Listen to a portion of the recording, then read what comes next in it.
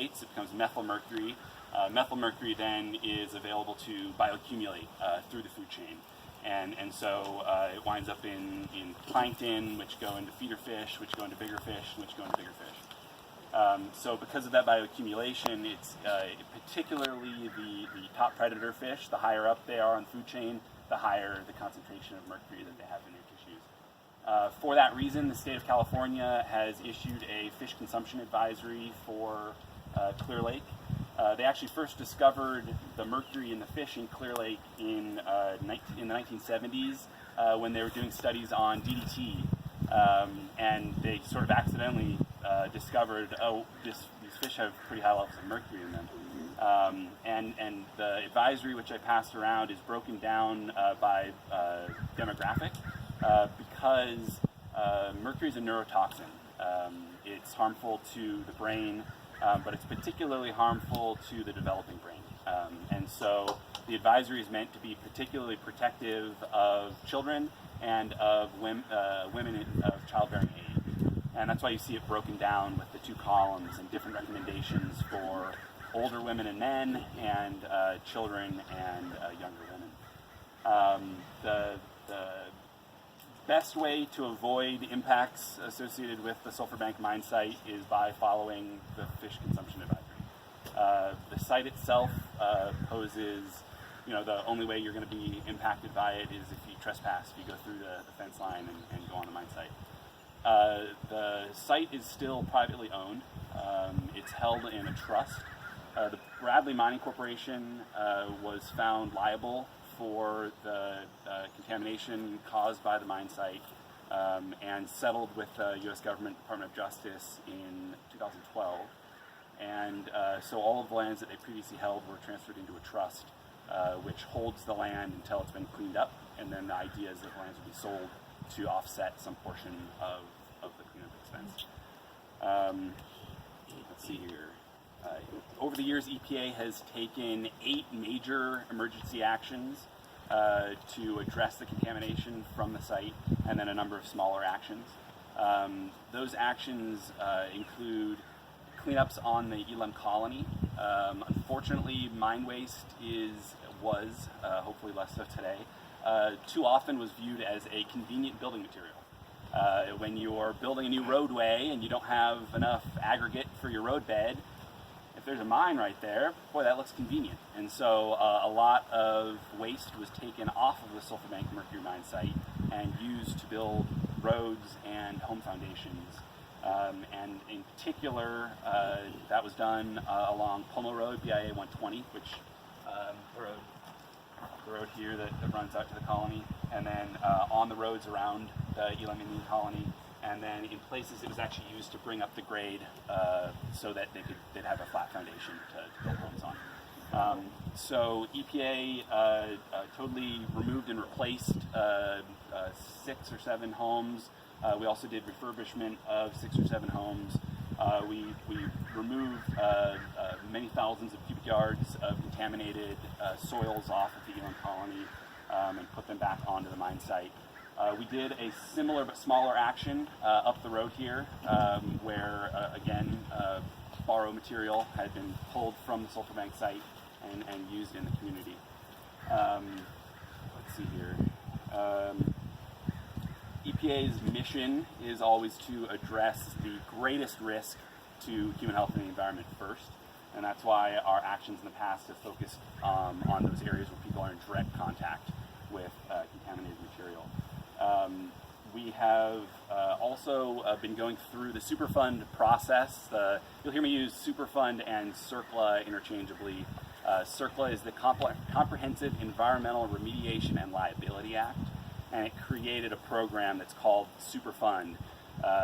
It was named that as kind of a nickname because when it was initially established by Congress, it was this very large fund. Many millions of dollars were put into this fund. The idea was that the return on that investment would pay for all the cleanup. And there was also a tax on industry to continue to supplement that fund. That did not turn out to be the case. The problem of legacy sites throughout the country was far too great. And over the years, the fund was whittled away, and now clean up at sites like Sulphur Bank, which is now fully, it's called Fund Lead, it's paid for by the government. It just comes from EPA's budget. It's part of our appropriations, it pays for Superfund sites like this. Traditionally, there were 4 main ways in which contamination from the mine site got into Clear Lake. The first was direct placement. During mining operations, the Bradley Mining and their predecessors would just dump mine waste directly into the lake. This material here is not native material. The shoreline of Clear Lake naturally would actually come in and then come back out. All of this material is mine waste, and it was placed partly just as a waste pile and partly as a dam to block the connection between the open pit and the lake. Herman Impoundment, the main pit, the mine pit, is 90 feet deep, covers about 20 acres on the surface, 400 million gallons of water contained in it. The mine was operated both as an underground mine and an open pit mine, but towards the end of its life, it was an open pit mine. And so this is what used to be the open pit. The photos I was passing around show actually when it was dewatered, how big and deep that pit once was. So as they were mining out this material, they placed it in waste piles here and here, here, and here, directly between the pit and the lake. So during, let's see, I was talking about the 4 pathways whereby mine contamination has gotten into Clear Lake. Direct placement. During the mining operation, they just dumped mine waste directly into the lake. There's about 30 acres of mine waste beyond the toe where the shoreline is. The second main pathway was by, well, I should say, that obviously stopped when mining operations stopped. The second major pathway is erosion of material into the lake. The face of the waste rock dam used to be very vertical. At the back of the fact sheet I handed out has a photo of it. It was very cliff-like and was just actively sloughing during storm events, just collapsing and continuing to introduce new material into the lake. So in 1992, when EPA first got on the scene, we dropped the slope of that back and we put a soil cover over it and grass to stabilize it. That reduced the amount of direct introduction of material into the lake. As also in 1998, after the El Nino winter, EPA installed stormwater diversions. This whole watershed comes down slope near the mine site. And it used to be that we would get stormwater that would come and it would run across mine waste, it would go into Herman Impoundment, and then occasionally Herman Impoundment would overflow directly into the lake. So in 1998, we installed stormwater diversions that capture water from the upgradient edge of the mine site and divert it around through 4,000 feet of pipe and discharge clean stormwater out into the lake. So that served 2 roles. One, in preventing stormwater from eroding material into the lake, and 2, in preventing overflow events, which are the other primary pathway by which site contamination traditionally or in the past would have gotten into Clear Lake. So after that 1998 work, we have not had an overflow event since then. The winter 2 years ago, where we had that exceptionally wet winter, was the closest we've gotten, and the controls that EPA put into place prevented an overflow. We monitor the impoundments level on an ongoing basis, particularly during the winter, to make sure that we don't have an overflow event. The fourth and unfortunately still ongoing means by which site contamination is introduced into Clear Lake is through groundwater. The majority of the water in Herman Impoundment is actually just natural geothermal groundwater. The reason the mine was constructed here is because there's a natural geothermal system that produced the ore body. Lake County is very volcanically active. Mount Konocti is I guess whether it's extinct or just dormant, it's a volcano. So there's a very active geothermal activity. As you drive back out, if you look down into the water, kind of in this corner, so closer to the road, you'll see bubbling. You'll actually see the water turning over, and it's because there's geothermal gases that are coming up through the pit continuously. People often think that the sulfury smell they smell at when they drive in there is because of the mine, because they exposed sulfur or something, but it's actually not the case. It's natural geothermal gases, and those are continuously filling Herman Impoundment. Herman Impoundment sits about 10 feet above the level of Clear Lake on average. During the winter, they kind of rise in tandem, and in the summer they drop in tandem. That difference in elevation creates a head. It pushes, water travels downhill, and it pushes the water through the Waste Rock Dam and into Clear Lake. The water in the impoundment is actually not as poor in quality as often assumed. It's poor in quality, but that's because the natural geothermal groundwater is of poor quality. It's salty. It has sulfate in it, which if you drink a significant amount of it, it'll give you diarrhea. It used to have a low pH. It used to be pretty acidic. The stormwater diversions that we installed have partially addressed that, and accordingly the metal concentration has dropped significantly. EPA's best understanding is that once we cover the mine waste, the exposed mine waste at the site, we'll actually see the water chemistry in Herman Impoundment move even more towards the natural geothermal groundwater condition. And that's because the mine waste on the site it's what's called acid generating. The problem with many mining operations is you take bedrock, which is locked up, and you break it up into a million pieces. That bedrock previously wasn't exposed to air or water. You break it up and you expose it to air and water, and it oxidizes.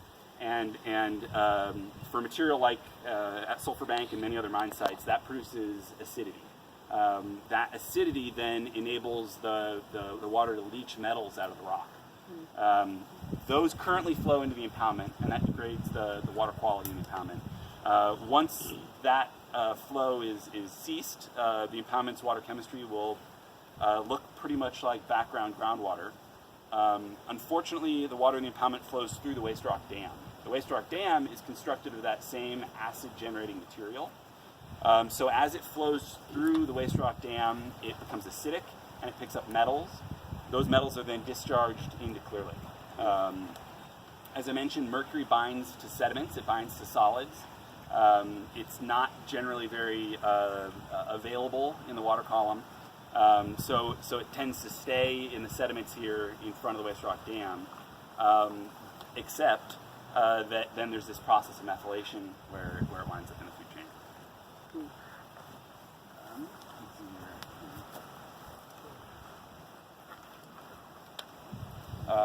So EPA still has a lot of work to do at the site, but the actions that we've taken to date actually represent $70 million in investment to reduce the mine's impact on human health and the environment. The CERCLA process, it has this very specific regulatory process that we have to follow, whereby we investigate the nature and the extent of the contamination. We then develop what's called a feasibility study, where we look at what are our cleanup options and we weigh them against one another. We then come out with a proposed plan where we say, we tell the community, here's what we want to do, and we solicit the community's input on that. We would then do a record of decision. We would say, here's our decision, here's what we're going to do, and then we'd actually implement the action. The site is right now we're doing what's called a focus feasibility study. We got to the point of weighing our cleanup options in 2006, and then got hung up.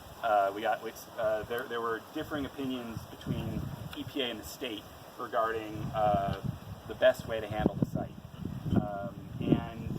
In order to address that, we collected a lot more data over many years, and we now have a draft focus feasibility study, which is about to go final, and we'll then go out to the public, and we'll have a big public meeting to share it with everyone and get the public's input.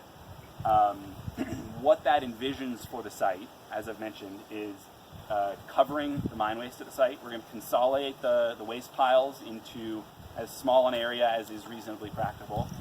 We're then going to cover them with probably a plastic liner in most areas. Some areas it'll be just soil. On top of that plastic liner, we'll also have soil. We'll revegetate those areas, mostly just grass. And then there's a number of actions that we would take after that to address that flow through the waste rock dam. Once the impoundment's water chemistry looks like the natural groundwater, that water can be allowed to discharge into Clear Lake. It's elevated levels of a number of constituents are not associated with the Superfund site. They're natural. And so it doesn't make sense for the American taxpayer to be cleaning up a natural issue.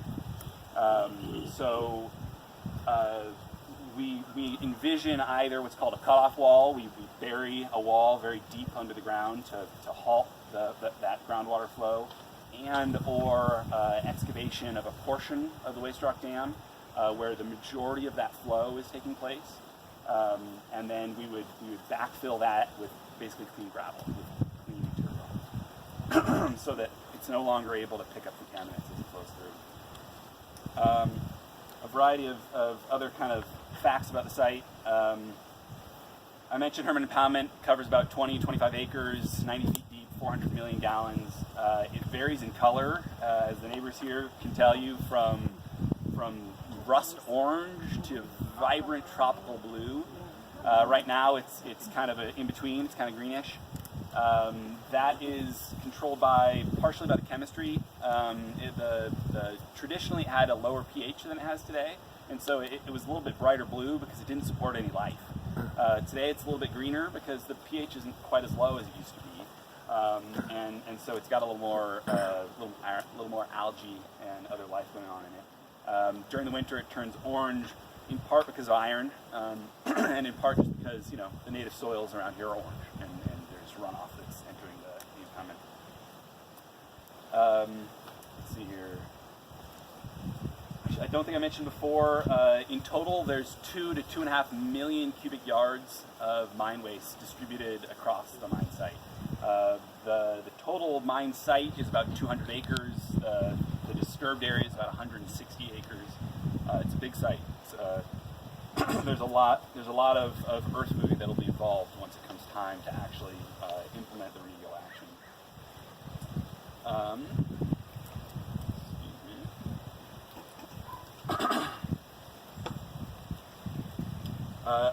Other work EPA is doing at the site. So there's a waste pile here. As I've mentioned, we've taken a number of actions to address the mine's impact on the elam colony. This waste pile actually continues under the road out to here. The elam's lands cut across there. And so what it means is that there's a waste pile that's still on elam land. This is a large wetland. It's called the North Wetland. It's part of the site. During mining operations, the Bradley Mining Company, in order to keep the pit dry, to keep that natural groundwater I mentioned from filling up and disturbing their operations, they pump that water out and into the North Wetland on a continuous basis. So there's the past contamination issues. This material is also, the toe of it is saturated in the wetland. So when the water level in the wetland comes up, it actually is saturating this waste. So EPA is looking to take what's called a removal action, another one of those emergency actions or short-term cleanup measures, to move that material from there back into, there's a smaller pit called the Northwest Pit on the site. And so we'll dispose of it there. That's consistent with the final remedy. It's kind of a small chunk that we can bite off and do now because this site has been sort of held up in the process for too long. And we're really sensitive to that. We really want to make more progress and see the site move forward. In addition to that, we're doing a revised health assessment. So part of the process that EPA does is to analyze what's the actual impact that a Superfund site has on the community. The previous assessment was from 1994, and we do things very differently in 2019 than we did in 1994. And so there's a number of assumptions in that assessment that really need to be revisited and revised. We're also trying to expand our work around the fish advisory. As I mentioned, the fish advisory is, following the fish advisory is the best thing people can do to avoid impacts associated with this Superfund site. Unfortunately, the information about the advisory, I don't know about you guys, but it does not seem to really be well distributed. In talking to members of the community, I've heard everything from the fish in Clear Lake, glow green, to the fish in there's no issue in Clear Lake, and it's a bunch of nonsense. And the truth is in the middle. The fish in Clear Lake have elevated mercury. So do hundreds of other water bodies across the West. In an evaluation of 200 of the most popular fishing lakes in California, over 50 of them had levels in the top predators, levels of mercury in the top predators, where it's recommended that women of childbearing age and children not eat those top predators, which is the same sort of advisory that we have for Clear Lake. I think Clear Lake is sometimes unfairly maligned. It's somehow suggested that this is a unique issue at Clear Lake. It's absolutely not. It's the legacy of mining is very unfortunate, and it's all across California. In addition to mining associated impacts or mining associated inputs of mercury, there's ongoing inputs from airborne deposition. Coal has fairly high levels of mercury in it, and coal burning overseas in Asia and China actually will volatilize that mercury. It'll go up into the upper atmosphere and carry all the way over the Pacific Ocean and drop out in the United States. And so for that reason, you'll see high alpine lakes, pristine lakes will have elevated levels of mercury in the fish. So it's not unique here, but it still is a very good idea to follow the fish advisory. The other thing that's important about that fish advisory is the recommendations in it assume that the fish that you would eat if you followed the advisory, that's the only fish that you're eating. So if it says 1 meal per week, it's assuming you're not eating tuna fish for lunch out of a can, because there's mercury associated with eating tuna fish. The other thing, and I don't by any means want to downplay the problem in Clear Lake, but just to put it in perspective, the mercury in the fish in Clear Lake is akin to the levels in other water bodies in the state of California, including the ocean. Tuna, top predators in the ocean have significantly elevated levels of mercury. In that case, it's really partly just because they're higher up on the food chain than a lake ecosystem gets to.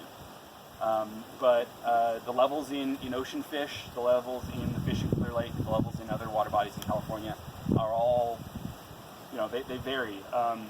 The fish advisory level is 0.3 parts per million mercury. The bass in particular, which are the top predator in the lake, vary in level from 0.2 to 1.2.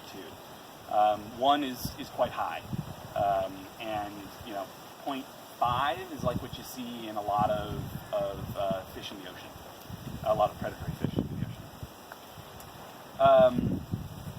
So as to what's going on in the lake and what actions EPA is taking to address the problem in the lake, unfortunately, the relationship between elemental mercury, total mercury in the sediment, the stuff that comes directly from the mine, methyl mercury, and then fish tissue methyl mercury, that relationship is really complicated.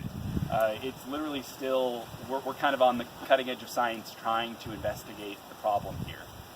We've done work with U.S. Geological Survey, UC Davis, we've had private contractors, we've gathered a tremendous amount of data, and still today we can't really say if we took this action, it would have this effect on fish tissue concentrations.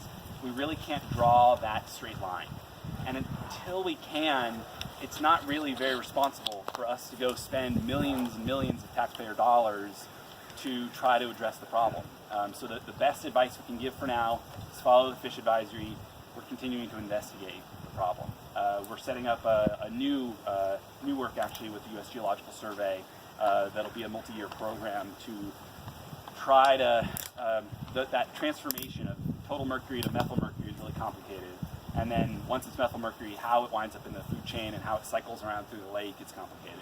And so the new program we're setting up with USGS will try to look at those different pieces to see, are there steps in that chain that we can break? There's some research on applying other metals to the surface of the sediments that inhibits methylation. There's aeration of the sediments that inhibits methylation. There's a variety of approaches that we're looking at, but the most feasible, the most realistic is just either capping the material, putting gravel and sand on top of it and just locking it down, or dredging the material, excavating it, picking it up. Both of those have big problems. There's a lot of area in Clear Lake that would potentially be subject to capping or dredging. And so if we were going to do that, it would be enormously costly. And it would be very difficult to implement. I mean, how would we actually do it in a way where we're not just resuspending those contaminated sediments so that they move elsewhere on the site?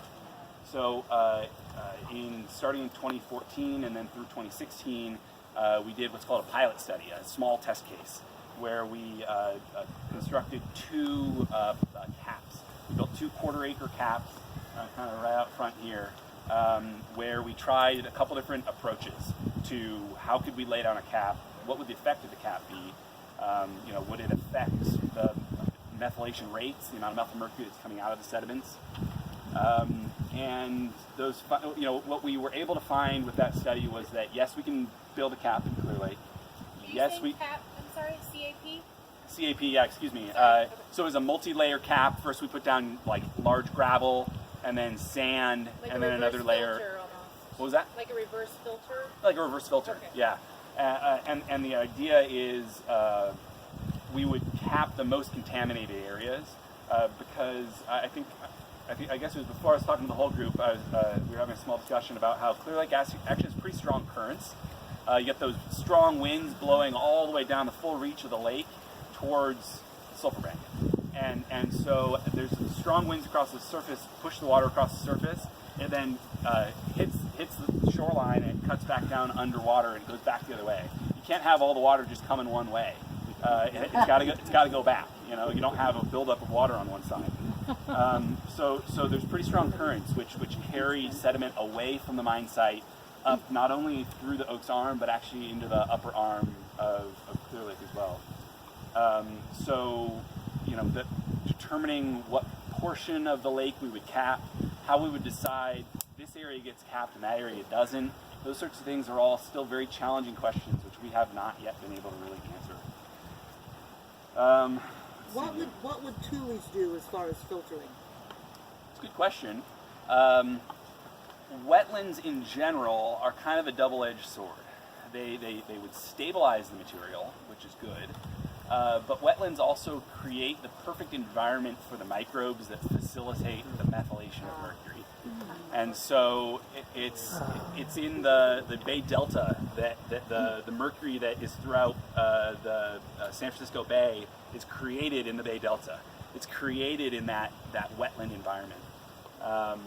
And that is true of Clear Lake as well. There's methylation that happens in the sediments on the bottom of the lake. There's methylation that happens in wetlands, and there's really a lot. It's kind of a complicated system that controls that. So Thule's probably wouldn't help, not to our end result, which is we really want to bring fish tissue concentrations down. Let's see here. I think I've covered pretty much the majority of the subjects I wanted to. I apologize. Like I said, I was going to have a presentation. Let me be sure I haven't missed anything. I guess I did want to say another word or two about the other work that we're doing. We're also doing. I mentioned that flow through occurs of the Waste Rock Dam.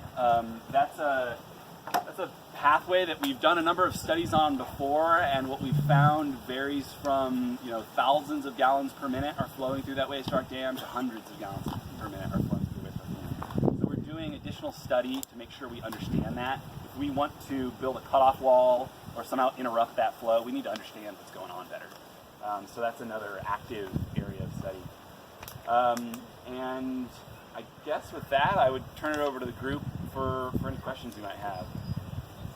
What's the impact on the geothermal drilling out here for the steam? Sure. Can you repeat the question? Yeah, what's the impact of the geothermal drilling that was done for power generation? So there actually were geothermal investigation wells that were drilled at Sulphur Bank. Those were a hazard. They connected that geothermal system to the surface and then had been abandoned without being properly reclaimed.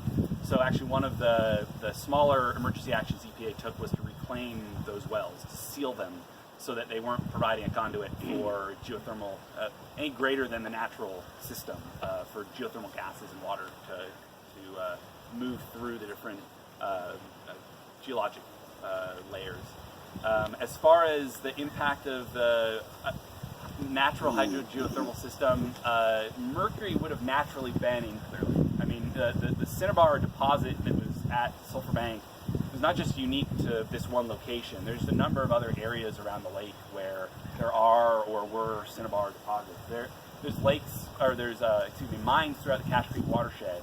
You know, drive on 20 along Cache Creek, and they're kind of hiding now because a lot of them have been partially or fully reclaimed. But you'll see in various spots you see these artificial steps, and that's because those used to be waste piles that have been reclaimed. So there's natural mercury in this system. Describe cinnabar. Cinnabar is the ore that the mercury is extracted out of. Specifically It's the type of rock, and it's a bright purple kind of magenta mineral. There's never been a case of mercury poisoning in Lake County, though, has there? That's what I was told. I'm not sure about that.